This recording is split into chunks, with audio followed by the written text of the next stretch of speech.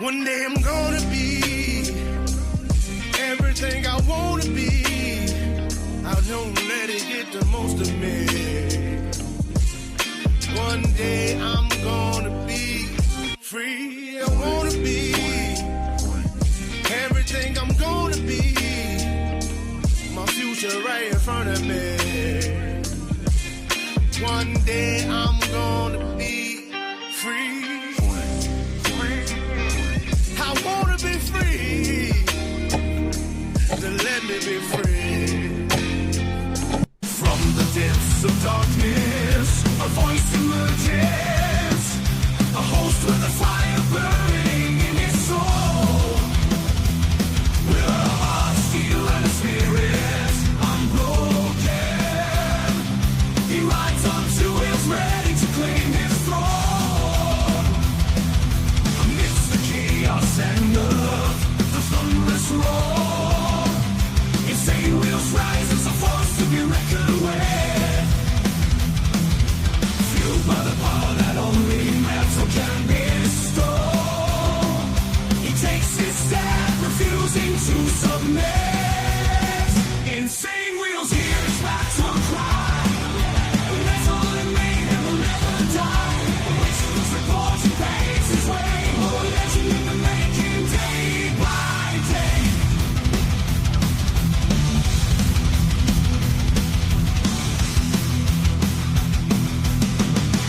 Man, oh man, good morning Vietnam.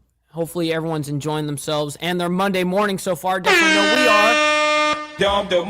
Great to see everyone back and at it, man. Happy start of the week to everyone. We got a lot to go ahead and discuss. There's been a lot of shit that happened over the weekend, of course, as you guys probably could imagine, right? So anyways, today we have Trump and Hegseth are going to be doing an announcement sometime today. I actually don't know what time that's going to happen, so we're going to find that out probably together throughout this live stream. But as you guys know, there's a lot of things that happen that are later within the day and not within the hour that we're live streaming per day. So we may see it hopefully later on, and maybe we even might see it here on the stream today. So we'll see. Anyways, and then holiday travel begins. As you guys know, it's Christmas time. The holidays are here. And then U.S. pursues third oil tanker, meaning they were trying to seize a third one. They already seized a second one over the weekend, but then there's a questionable third, and we'll talk about that here soon. And then other top stories. So the way that I have this is strike footage. We have some strike footage moments. U.S. fighter jets fired missiles in Syria. Now, this was them responding back to the two National Guard that were unfortunately killed over there in Syria, and then as well as an interpreter. So those three unfortunately died, and of course Trump told the world that we're going to strike back, and that's exactly what did happen. So we have that video footage for you guys as well. And then let's see, Savannah acid attack. Now, acid attack, as you guys know, lighting someone on fire, burning, or throwing a whole bunch of acid on someone, it's probably one of the most cruel things you could do to someone. Well, this woman was severely burned in an unprovoked attack, quote unquote, they put it. So she didn't even see it coming. All of a sudden, she's getting fucking doused in acid, and she actually survived, man. Brutal case for sure, though. But that just came out, I believe, Saturday morning, something like that. Anyways, and then we had another thing that happened Saturday, breaking. U.S. seizes second ship off of Venezuela coast. And of course, now we're going to follow all of these, right? This is what we are doing here. And so, yes, we did, in fact, take a second Venezuelan ship, tanker, and it is in now U.S. custody now. Anyways, we have an interesting thing happening with TikTok. TikTok signs deal to form new U.S. unit with investors. And also another super interesting story regarding Luigi Mangione. Mangione lawyers renew bid to toss death penalty, claiming AG, Attorney General Pam Bondi, has conflict of interest. And that's what this whole thing is quoted as, quote, conflict of interest. That's going to be also interesting. Now, Senator Lindsey Graham spoke, I think it was also Saturday. I may be wrong on that. Maybe maybe it was Sunday. I don't know. Anyways, Lindsey Graham comes up and meets with Prime Minister Netanyahu, and he is speaking on the ceasefire on, basically with Gaza. And he's basically wanting to go, he's just talking about how Hamas has not disarmed completely and they need to. And so he's basically telling them, if you don't do that, I'm strongly urging the president to take action. I'm like, holy shit, Graham, this is crazy out here. But anyways, and then regarding the third ship, remember how there's a third ship in question here. U.S. pursues third ship off of Venezuela coast, officials say.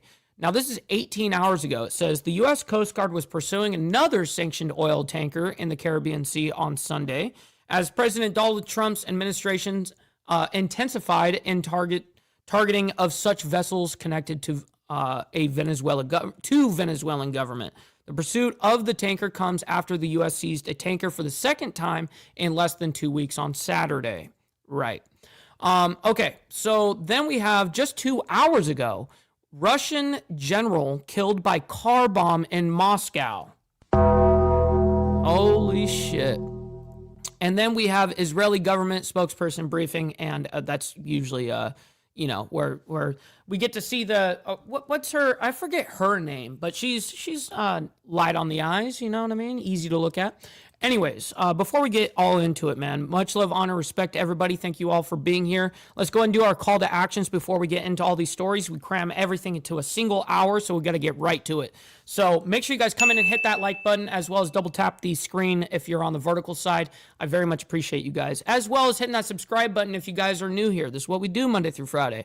Let's go ahead and get a little bit of the money part over, though. We have, please consider becoming a member, starting only at $2.99 a month, making sure we're not breaking the bank out there with anybody, but check it out. This is what allows us to be on these airwaves as well as have these lights on. So thank you guys for becoming members and staying members. Little side note here, follow my Instagram at BallValveTV, where I post everything behind the scenes of not only my, of my life, but of the show, Millennial Food Time, breaking news, the campaign trail. It's a great way to get a hold of me one-on-one. We also have a Discord server for all of you legends. One of the moderators will go ahead and drop you a Discord link right now. And if you guys are watching this on the playback, go into the video description box down below for all the links, especially for the Discord. And then last but not least, man, all super chats, super stickers, gifted memberships, and membership signups are, of course, all going to be presented live onto the show and shouted out. But if you guys would like to skip that YouTube 30% brutal cut that they take from your hard-earned cash, well, then we have these platforms right here that you guys can donate to. And I have, I'll read it out loud just like a super chat. So I've got my email up and ready to go. So if anything comes our way, we will read it right away. All right, all of you legends, man, we got to get right to this. We got Sterling Will coming in with the gifted membership, man. I very much appreciate that, kind sir. Thank you very much, not only helping me, but helping someone in the Breakfast Club, man. So thank you very much. All right, so let's see. Real quick, we'll say hi as quickly as possible because we got to get right into this. We got a lot of stories to get through. We got Rebecca as well as Mountain Woman. Good morning, ladies. Great to see you guys. We got Sterling Will as well as TVT. And Brother Glare, Steve Posey, good morning to you guys. Naomi as well, good morning, good morning. We are running our way down. We got Prez as well. Jimmy Mack, good morning to you, kind sir. Great to see you in the chat. We got Gary as well, man. And bullets stop acid. It could, I guess. Jimmy Mack, I got you with the boom. Shit. Let's see here. We got Dylan Patterson. Good morning to you, kind sir. Great to see you in the chat, man. All right, so we're going to get right into this, ladies and gentlemen. It's too much shit going on here. All right, strike footage. Moments U.S. fighter jets fired missiles in Syria. Now, again, this is, like I said in the very beginning here, this was a response to the 2 National Guard that were unfortunately killed over there, as well as an interpreter for the United States. So, anyways, this is the promised strike back that Trump did. We are following some news here as we learned yesterday that the U.S. military launched strikes in Syria, and now we're getting some... What's up, Miss Lotus? Good morning to you. New video in here showing that operation. Putting this up on your screen right now from U.S. Central Command. This was a post to social media saying U.S. forces struck 70-plus ISIS targets in Syria, peace through strength. And you can see... Damn. U.S. and Jordanian forces struck 70-plus ISIS targets in Syria with 100-plus precision mutations. Peace through strength. Holy shit, that came from CENTCOM. Left side of your screen there is a still of that video, and I want to put that up on your screen here now. Once again, this was posted to social media just last night. The Trump administration launched military strikes yesterday in Syria to eliminate Islamic State group fighters and weapons sites in retaliation for an ambush attack that killed 2 U.S. troops and an American civilian interpreter almost a week ago. A U.S. official described it as a large-scale strike that hit 70 targets in areas across central Syria that had IS infrastructure and weapons. Another U.S. official who spoke on the condition of anonymity to the Associated Press to discuss the sensitive operation said more strikes should be expected.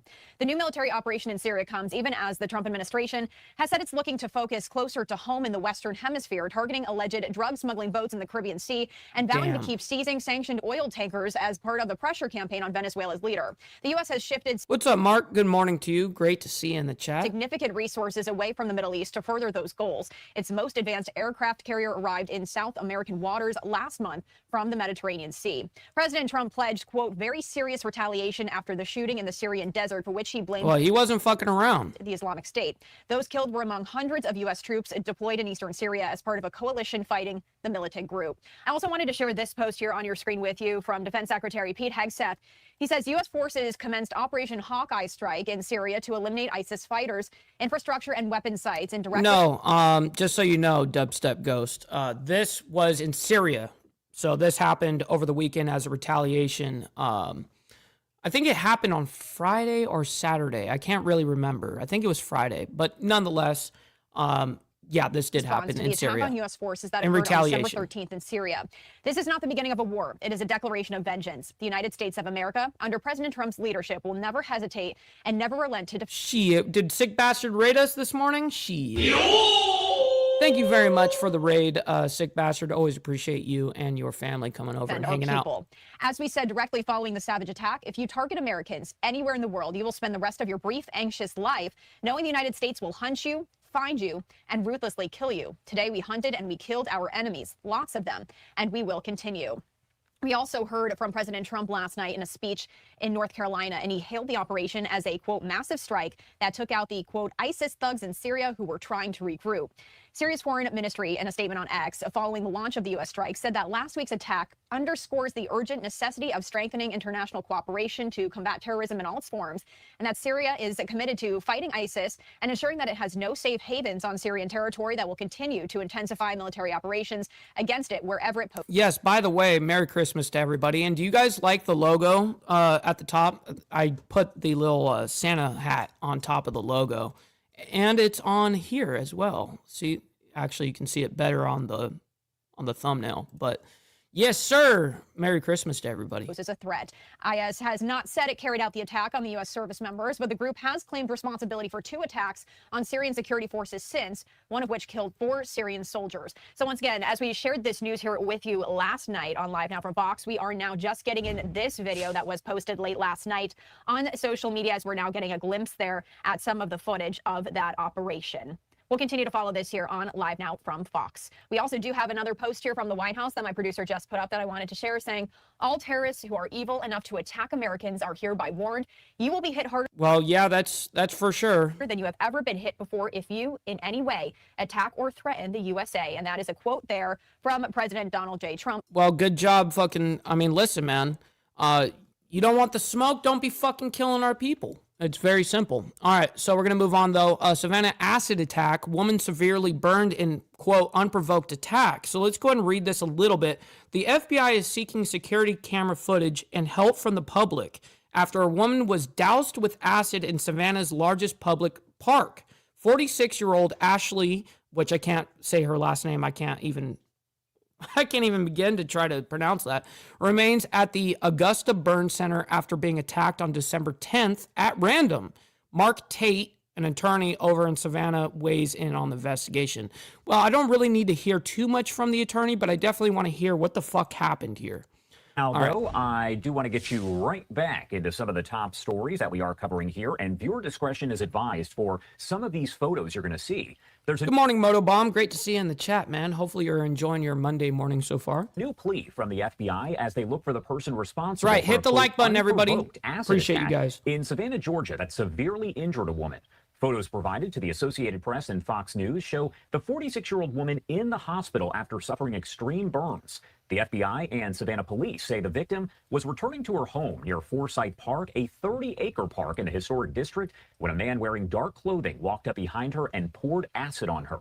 The FBI Atlanta posting on social media just yesterday here with this message on your screen. They do say FBI Atlanta and the Savannah police are seeking doorbell or security camera footage from any residences in the map's highlighted area near Forsyth Park between the hours of 7 p.m. and 8:30 p.m. local time on December 10th, specifically focusing on pedestrian traffic. The public is encouraged to share any personal videos or photographs there of the incidents to the FBI in Atlanta. In the meantime, business owners within the Savannah community are offering a nearly $70,000 reward so far, expected to Man, this is brutal. Potentially grow here for the information leading to an arrest. That includes Mark Tate, founder at Savannah's Tate Law Group, joining us now live to talk about all of this. Okay, real quick, before they bring on this lawyer, and I really don't, is this the only two pictures they have of this lady? Really? That's all you have is before and after, but nothing in between there. Yep, nothing in between. Unfortunate. And so they're going to the public, obviously. They don't know who or what this person is. They can't ID. They haven't ID'd anybody yet. So they're basically asking for any type of, surveillance footage from these businesses that are local right there. Very interesting. We will continue to follow that story because I'm sure that it'll continue to break. So, nonetheless, again, regards to now we're going to shift over to Venezuela. So on Saturday, the U.S. seized a second ship off of the Venezuela coast. And we've already attempted a third, but I don't know if we actually ended up taking over the third one. But nonetheless, let's go ahead and bring this up and we'll go ahead and talk about it briefly.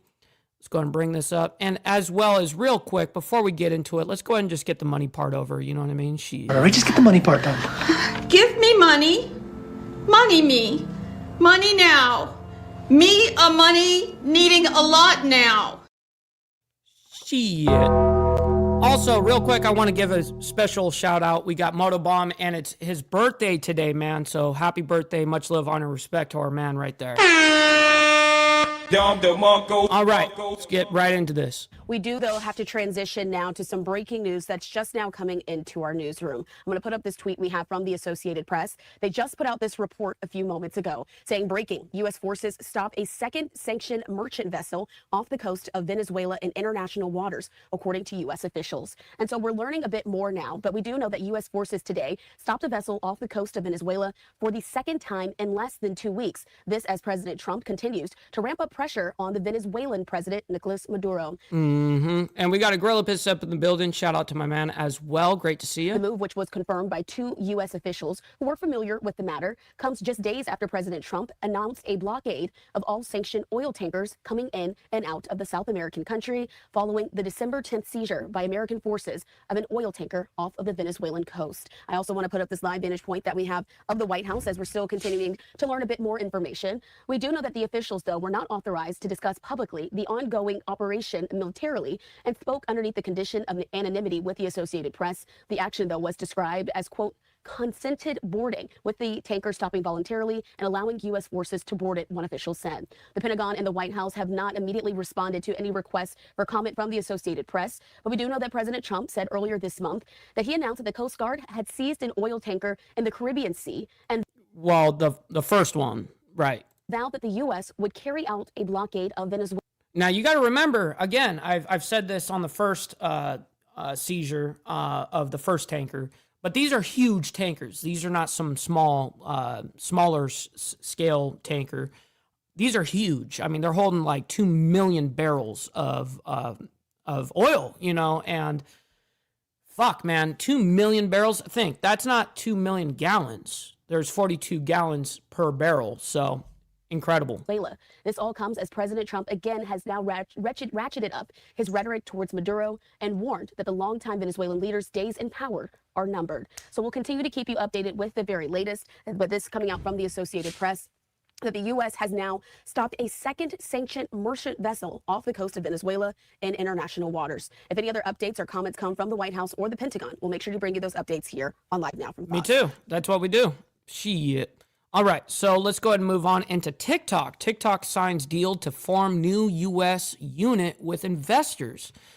There's always some developing shit with TikTok, man. It's very interesting how this is all played out. All right, you're watching Live Now. I'm Austin Westfall. Let's talk about TikTok. TikTok has signed agreements with 3 major investors, Oracle, Silver Lake, and MGX, to form a new TikTok U.S. joint venture, ensuring that the popular social video platform can continue operating in the United States. The deal is expected to close on January 22nd, according to an internal memo seen by news outlets. Bobby Allen is here. He's a technology correspondent for NPR. Bobby standing by here. Firstly, what do we know KP, perfect timing, by the way. Great to see you in the chat. So far about the key terms of the agreement, including how will ownership be divided and which functions will the new U.S. entity actually control? Yeah, so I've been covering this TikTok debate for 6 years now, since Washington really has been sort of closing in on 6 years? What? TikTok. And the number one word that you hear in this debate so often is the algorithm. Like, people talk about the big bad bogeyman that is the TikTok algorithm. Oh my God, this guy. Why are you gay? This is going to be hard to listen to. And the effort has always been to take that away from Chinese control. Now, under this agreement, ByteDance in Beijing still owns the algorithm, but it will be retrained with U.S. user data. It will basically be leased to this new entity. And who will be overseeing that entity? Silver Lake, which is a private equity firm, Oracle, which is run by Trump ally Larry Ellison, and MGX, which is an investment fund out of the UAE. So those investors are going to have a lot of control over what people see on TikTok going forward. You know, yeah, and I was reading about that. The underlying algorithm remains owned and updated by ByteDance in China, but it will be retrained, as you said, with U.S. data. Will that comfortably address U.S. national security concerns? That's the question. Well, yeah, I would say to a majority extent, but of course the U.S. government wants every bit of control they possibly can. So, right? When the law was passed by Congress, they wanted to ensure that there was no operational control from China, meaning that it would be totally severed off and independent from Beijing. I talked to a number of national security experts about the question you just posed, and people are kind of divided. On one hand, these are real national security guarantees. It is going to be cordoned off from China. Oh, shit, Mr. He says the guy didn't say it, but Abu Dhabi buyer is involved. So TikTok is now has Islamic influence. They left that part out. Very interesting. I did not know that, Mr. But great to see you in the chat, bro. Said the engineers in ByteDance are still the ones who control the IP, the algorithm, and will be sending updates to the IP, the algorithm. But it'll be up to U.S. auditors at Oracle and the other companies involved in this new entity to make sure that the Chinese don't influence what we see on our feed. They don't try to amplify things while we're scrolling. That they don't try to suppress any kind of videos that maybe are uncomfortable to the Chinese point of view of the world. So yes, this is a real national security mitigation step. Is it full severance from China? No. Will this lead to different content moderation outcomes in the U.S. version of TikTok? When people are scrolling, are they going to see different things? They may, because right now there's going to be the U.S. version of TikTok. Well, and the U.S. version is going to be, to our AI system. I guarantee it. That's essentially how they're going to link it. But I really don't need to hear much more from dude, honestly. But it is very interesting. TikTok signs deal to form new U.S. unit with investors. Let's see if they have anything of value in here. TikTok has signed agreements with 3 major investors to form a new TikTok U.S. joint venture, establishing the popular social media video platform can continue operating in the United States. NPR technology correspondent. Okay, so here's what I wanted to fucking hear. I want to hear what those 3 major investors are right there. That's what I want to know. That's the part that I want to know.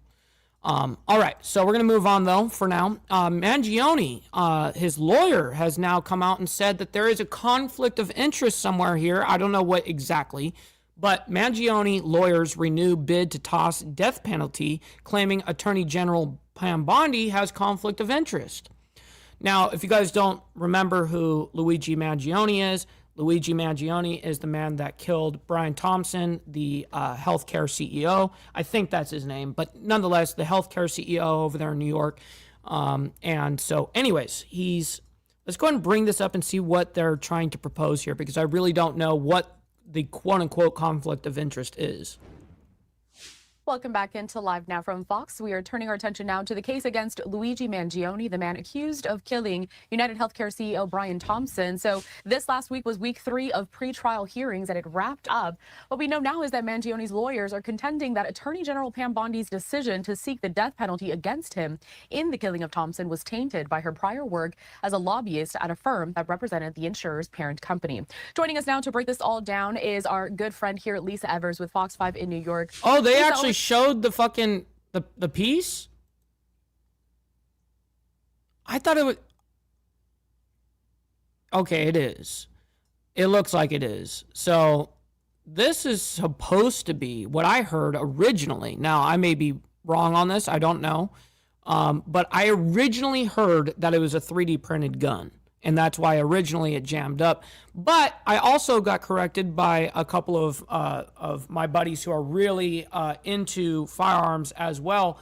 And they let me know yesterday regarding if you put a silencer on something like this, you're going to have to compensate. And I forget what the exact, if it's like the spring or something. I can't, they are professionals at this. And they're like, listen, with the amount, of pressure that's dispersed from a silencer, it's very easy for the slide not to rack fully, and hence why he got jammed up. Now, I thought he got jammed up originally because it was just a 3D printed gun. They're pieces of shit. Anyways, let's go ahead and figure out, because I haven't seen this evidence right here. This is the first time I'm actually seeing this evidence of what was in the bag and the actual gun up close like that. Insurer's parent company. Joining us now to break this all down is our good friend here, Lisa Evers with Fox 5 in New York. Lisa, always good to have you. You see that piece of shit silencer on that motherfucker? You guys see it? They scrolled by it really quick. Right there. That's the can that he used. Right there.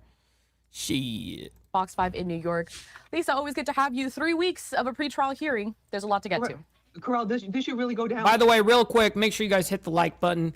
You guys don't have to like everything that's happening around the world, but you guys can like it for me and what we do here. We got 250 of you guys. Make sure you guys double tap that screen on the vertical side. Very much appreciate in that. the Guinness Book of World Records for the longest pretrial hearing in Manhattan Criminal Court, because every lawyer that I spoke with, every former prosecutor I spoke with. Yeah, they had it unthreaded and taken off down there. Yeah. They said normally these pretrial hearings at the most will last 2, in a few rare cases, 3 days. This was nearly 3 weeks.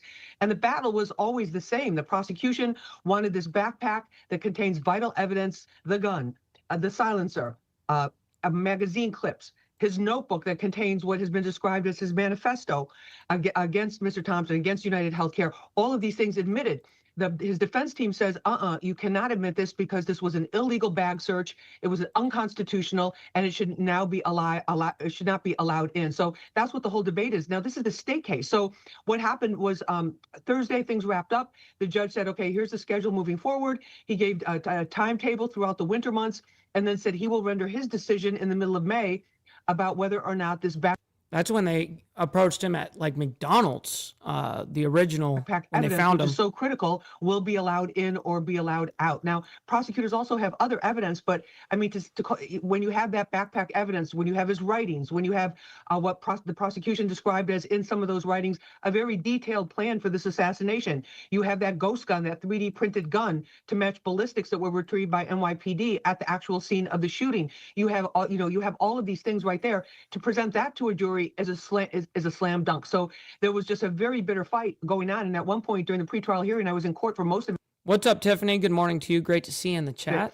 The judge said, hey, this isn't the trial. Save that for the trial. This is the pretrial hearing on this. And then, Carl, the other thing that made it interesting is they had so much body cam video of the actual police search, and things were done a little bit differently in Pennsylvania than are allowed to be done in New York. But you also heard Mangione saying, I don't want to answer any questions.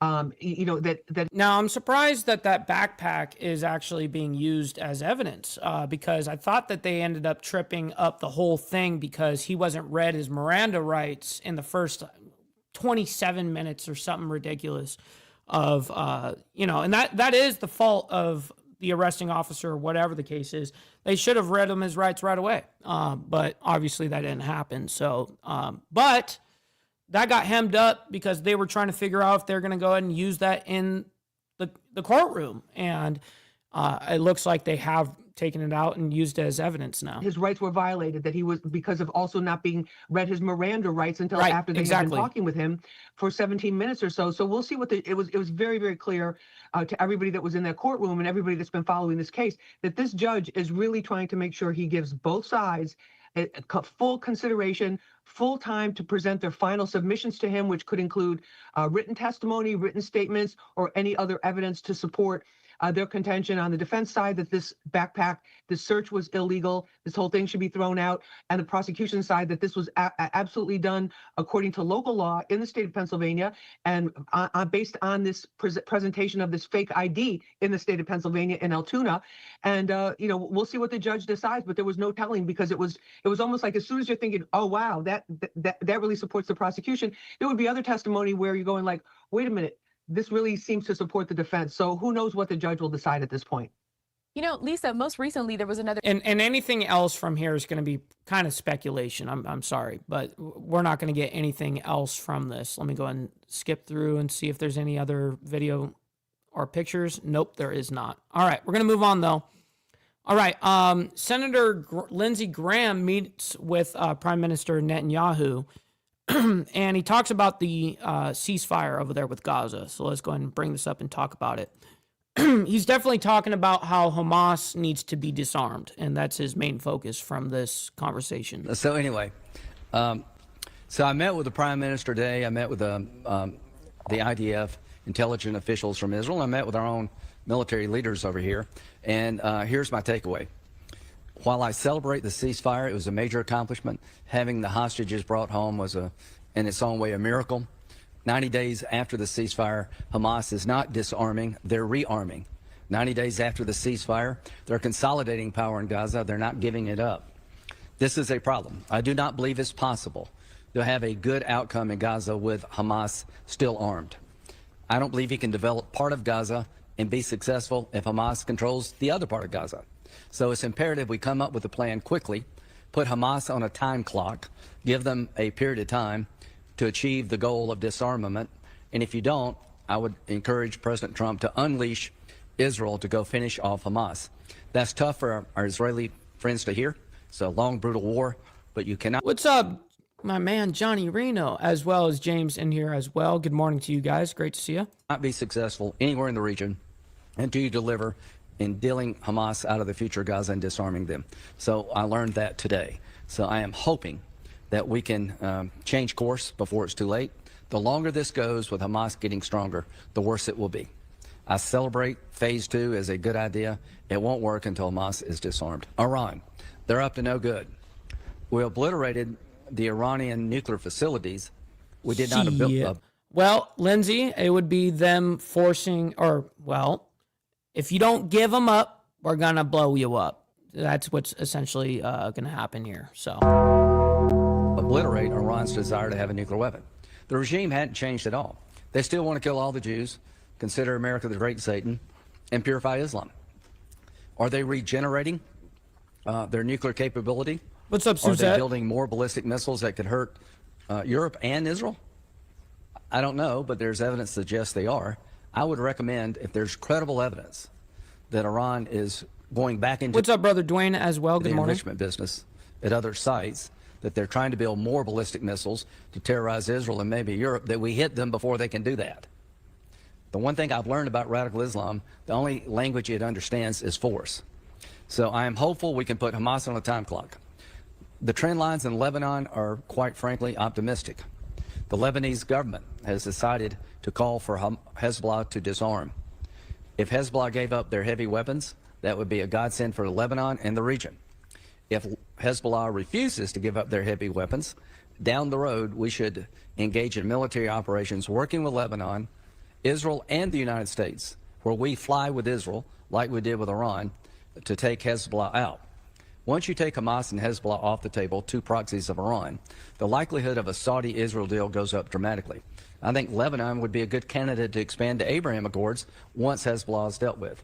So Hezbollah either voluntarily gives up their heavy weapons, or we have to come up with a military campaign to achieve that goal. Without achieving that goal, the region will never move forward. The idea that Turkey a NATO ally, which helps in many ways, in other ways not. The idea that Turkey would be part of a stabilizing force on the board of peace would rock Israel to its core. There is no political support anywhere in Israel for having Turkey being involved in the stabilizing force. Erdogan's comments against Israel are beyond the pale. So if anybody's thinking about having Turkey involved on the ground in Gaza, you would create a massive problem for our friends in Israel.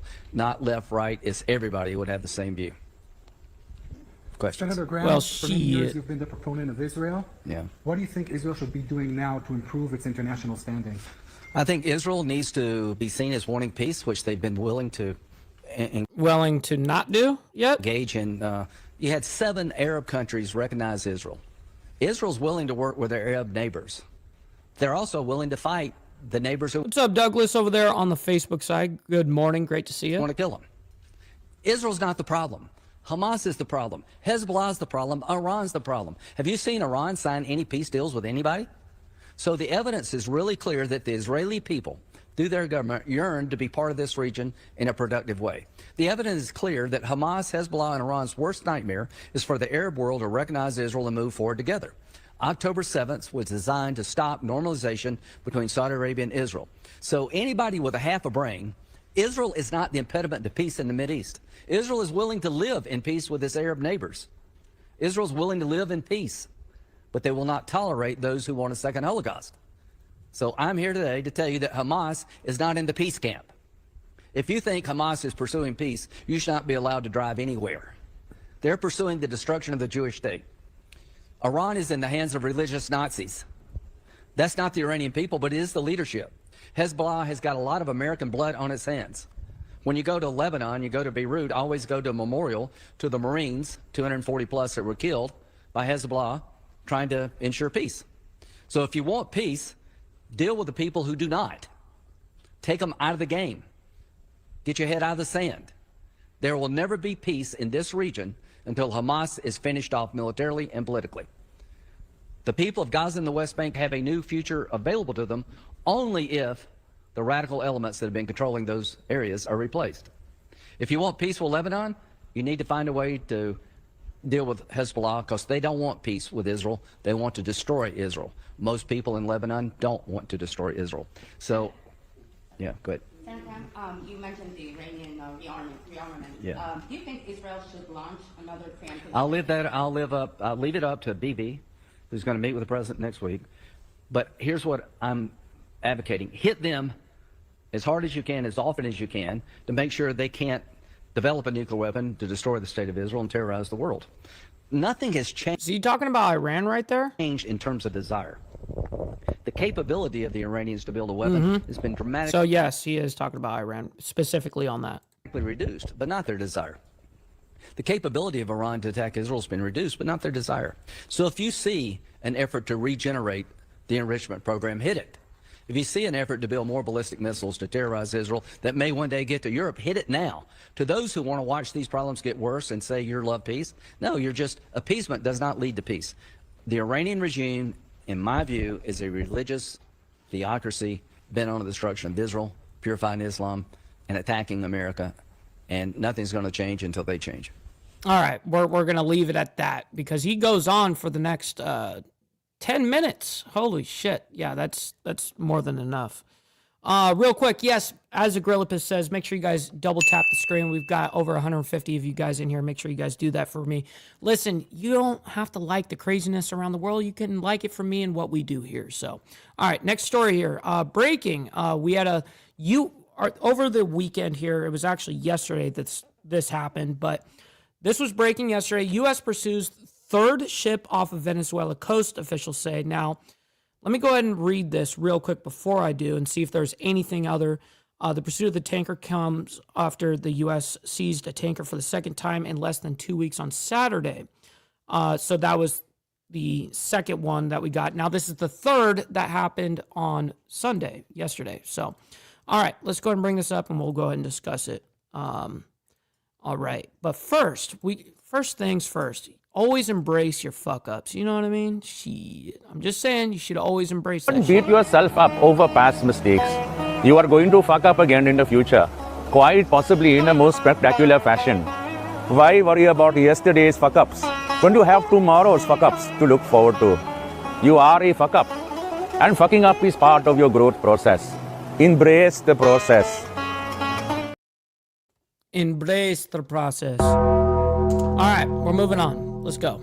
Right now, I do want to take you out to some breaking news that we are following with the help of Lucas Tomlinson over at Fox News, as well as the AP and Reuters. As Lucas says, U.S. chasing a third oil tanker in the Caribbean today. Quote, the United States Coast Guard is in active pursuit of a sanctioned dark fleet vessel that is part of Venezuela's illegal sanctions evasion. It is flying a false flag and under a judicial seizure order. That is according to a U.S. official who spoke with Lucas. Now, of course, we are following all of the latest here, as we actually have U.S. officials also telling Reuters and the Associated Press that the pursuit does involve that dark fleet vessel, and adding the vessel is flying a false flag and under that judicial seizure order. This would be the second ship seized by the U.S. this weekend, and the third in less than a week. As of now, the White House has not made any sort of comment, but do want to take you out to this video right here, because we actually heard from Homeland Security Secretary Kristi Noem as she released the 7-minute video of Saturday's seizure of an oil tanker also off the coast of Venezuela. So this was the second one. President Trump announcing last week a quote-unquote blockade of all oil tankers under sanctions entering and leaving Venezuela, and it's all part of the U.S. pressure campaign on Venezuelan President Nicolas Maduro. Okay, cool. I want to see the current situation on the third ship here. I want to bring in Mark Chandler, Director of Government Relations at Coastal Carolina University, also a former senior defense intelligence official. Thank you so much, as always, Mark, for taking the time to be here, especially when there's breaking news.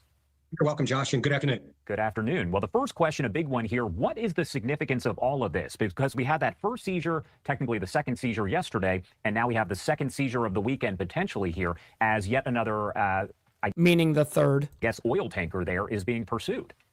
Yeah, Josh, I think what you're really seeing is real quick before he answers this, we got my man Stacks in the building. Good morning and happy Monday, start of the week to you, my man. Rapid elevation and Great escalation of the pressure on Maduro and his regime, his illegal regime. I want to point out before we go much further. You know, 2 tankers in 2 days. That's putting the U.S. military. They're really spreading their operations out there, considering what we have in the Southern Caribbean. So if you go back just to a few days ago, like you mentioned, the blockade that was announced. Now you're seeing the U.S. back up the words of a blockade with actual action. So when you look at this, you're starting to see this increased military pressure on that. But secondly, and I think significant, is the fact that this is also an economic. Holy shit. Speaking of economics, we got Agrillipus dropping a 5 gifted memberships right now. Let's go. Making that shit rain, cuh. I very much appreciate you. Not only helping me, but 5 others in the Insane Wheels family, man. So thank you for that. Economic squeeze. You know, about 80% of the export finances that Maduro uses, and I say Maduro and not necessarily Venezuela because he's very corrupt, what you see is comes from this export shipping of actually illegal oil shipments through these, as Lucas was saying, these dark fleet ships. And I'll talk about those a little bit later. Can you actually talk a little bit about those? Because that's something interesting that we've heard used, a term there quite a bit, but not everyone kind of grasps all of that, myself included. So can you kind of break that down? Well, what you're looking at when you look at, as Lucas said, dark fleets, but you also have shadow fleets and ghost fleets. So all 3 terms are used interchangeable. But basically, when you look around the world, these are ships that have, I would say, questionable flagging. And you can flag a ship. It's a naval term. It's owned by, say, a corporation or a country, but it's flagged for insurance purposes or just cheap purposes by another country. So a lot of these ghost fleets are flagged or changed their flag several times. That's what we're seeing in what's happening in Venezuela. But they're really used. Shit, we got Go Fast in here as well. Good morning. Great to see you. For transporting illegal goods, primarily oil. There's about 1,400 of these tankers that are in the so-called ghost fleet. Russia uses them to move its oil, its sanctioned oil. Venezuela uses a lot of them. And they're basically used to go, say, from Iran, from Russia, from Venezuela, over to countries like China or where other countries don't necessarily want to get involved necessarily. So they're trying to hide the registry of these ships and move oil, which is sold at a much reduced price on these ships. But the maritime tracking enterprise has a way to track these ships most of the way. Do you think that Venezuela... Let's see, Suzette. I think he did it on the normal side. Yeah, he did it on the horizontal side. You guys over there on the vertical side, unfortunately, missed out on the memberships. She is. Sorry about that. In any way, Maduro specifically is going to respond to this or just kind of let it happen? Well, let me look at the elephant in the room first, and that's the Venezuelan military response. Oh, no, I guess not. It still goes on a lottery system on your entire subscriber list. So, yeah. But unfortunately, I can't see from my StreamYard side. I'd have to look on YouTube. I think what you're going to see is an increase in rhetoric coming from Maduro, acts of defiance, public speeches where he's going to act defiant against the United States or the colonial power, as he's called us recently. But you're not going to see a full military response. Now, Venezuela does have a moderate military capability. However, it's more aligned toward internal security and keeping Maduro in power. It's led. And I mean, listen, as we all know, this entire thing is about Maduro and regime change, and then secondly, resources. Period. By its own group of inner circle corrupt military leaders who constantly purge the military, not for their capability, but for their loyalty. So you see that inner circle, again, it's about keeping Maduro in power, keeping their elements in power. The worst scenario would be a Venezuelan military response. Now, what would likely happen is they might get lucky, they might do some damage to U.S. military, but it wouldn't take long for the U.S. military to incapacitate what the Venezuelan military has and probably crush their will to fight pretty quickly. But I'm not saying they won't respond. It's just not likely. That's kind of a suicide. What you could see that Maduro has actually threatened. I would really like for them to actually talk about, I don't care about Maduro and all this other shit at the moment. I really care about the actual, what happened on this third ship. That's really what I care about. And real quick, we got Brother So Loud in the building from the boondocks of North Carolina. Always appreciate you hanging out with us, man. All right, let's see if this footage right here is the second or the third ship. We'll try to see what he says right before. Needs to happen because the amount of drugs coming out of Venezuela, Colombia, Mexico, all of that needs to stop. So obviously that is a national threat to the lives of American citizens. But when you look at removing Maduro now, can this guy shut the fuck up so we can actually hear what the fuck is going on about this? But also through their loyalty, he also has an inner circle, if you will. He's already turned down crack in that inner security. He's just going to talk over the whole thing. I see. Okay, so are we not going to get any other information, really? Where from 5,000 to 7,000 ISIS fighters. That's in Syria. So guess not. Okay, we're going to move on. That's unfortunate. Anything that comes out about that, I will, of course, follow up on. Because I'd like to actually know what happened to that third tanker. Okay, so we're going to move on into the next story here from just 3 hours ago. Russian general killed by a car bomb in Moscow. All right, let's go ahead and bring this up for you guys, and we'll go ahead and discuss it. All right. We have some breaking news to report on this morning. A Russian general killed after a bomb detonated underneath his car in Moscow. Taking a look here at a social media post from the Associated Press, in which it says pretty much what I had just stated. The AP, though, does go on to say that investigators say Ukraine could be behind the attack. It is the third such killing of a senior military officer within a year. Shit. And, I always have a gut feeling on shit like that. When something like that happens in Moscow, I'm thinking, like, how could Ukraine make that fucking happen? That kind of shit is orchestrated. Like, this is now me speculating, full transparency, but I truly think to be able to help Putin's side of the war, he orchestrates shit like that. I think. Just saying. The lieutenant general, or the head of the operational training directorate of the Russian Armed Forces General Staff, died from his injuries. That's according to a spokesperson for Russia's investigative committee. Earlier today, we did have some live images coming into our newsroom. I want to bring them up here on your screen. Take a look at that, though. You can see that just a few moments ago, the scene was still very much active, with a lot of law enforcement there present in the area as they were working to secure that scene, gather evidence, gather clues, and also... What's up, Rob, out of Chaos? Good morning to you. Great to see you in the chat. Away the car, which you do see from this vantage point. Now, the Kremlin spokesperson said that President Vladimir Putin had been immediately informed about the killing of that lieutenant general. His name, Vanil Savarov. Vanil Savarov, is that how it was pronounced? But we got Papa Penguin in the building as well. Appreciate you as well. The defense minister coming said out, that hanging Savarov out. had previously fought in Chechnya and taken part in Brother Moscow's Steve Easy. military campaign in Syria. just over a year ago, a reminder that on December 17th of 2024, another Lieutenant General, Igor Kirillov, the chief of the military's nuclear, biological, and chemical protection forces, was also killed by a bomb hidden on an electric scooter outside his apartment building. Kirillov's assistant also died in that attack. Ukraine's security service claimed responsibility for the attack.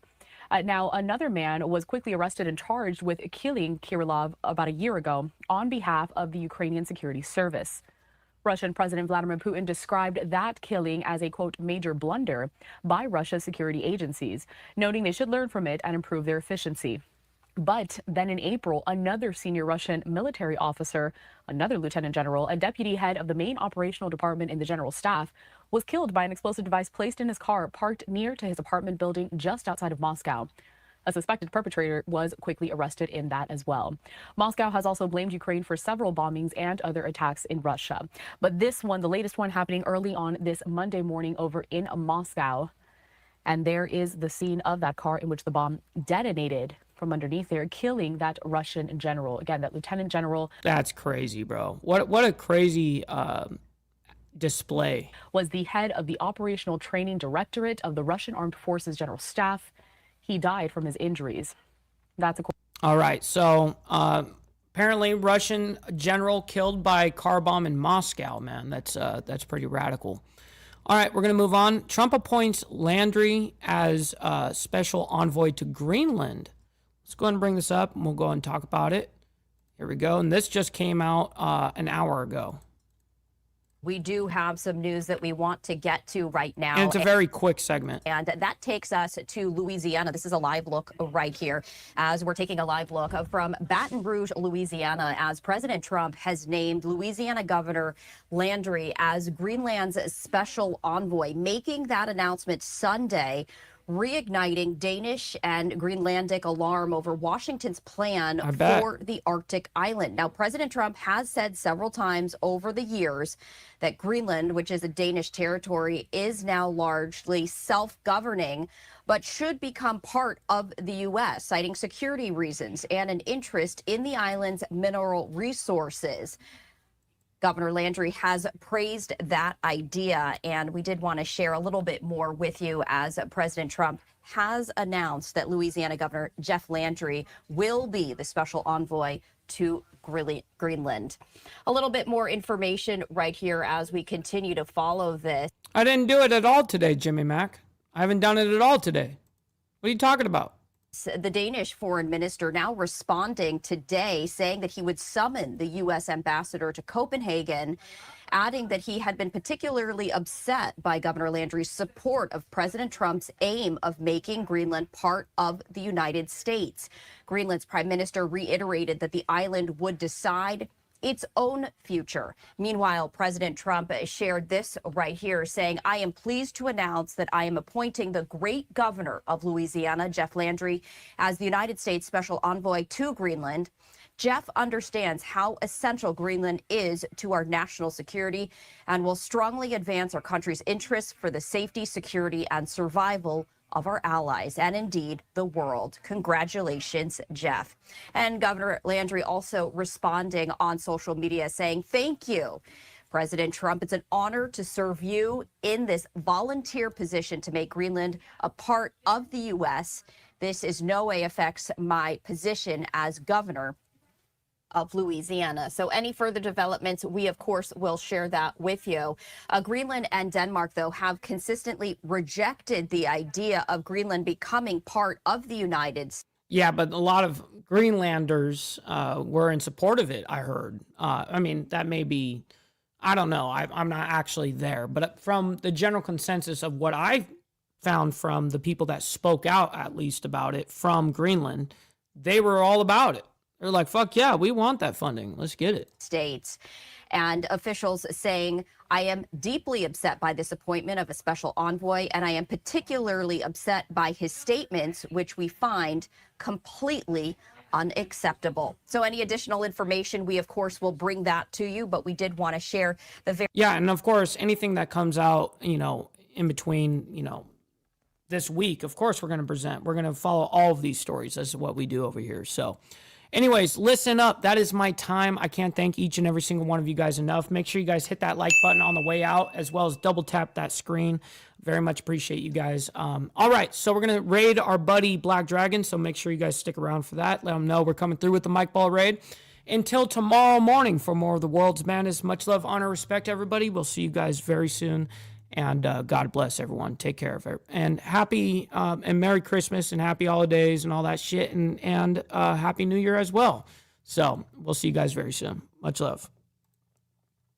From the depths of darkness, a voice emerges. A host with a fire burning in his soul. With a heart, steel, and a spirit unbroken. He rides on two wheels, ready to claim his throne. Amidst the chaos and the thunderous roar.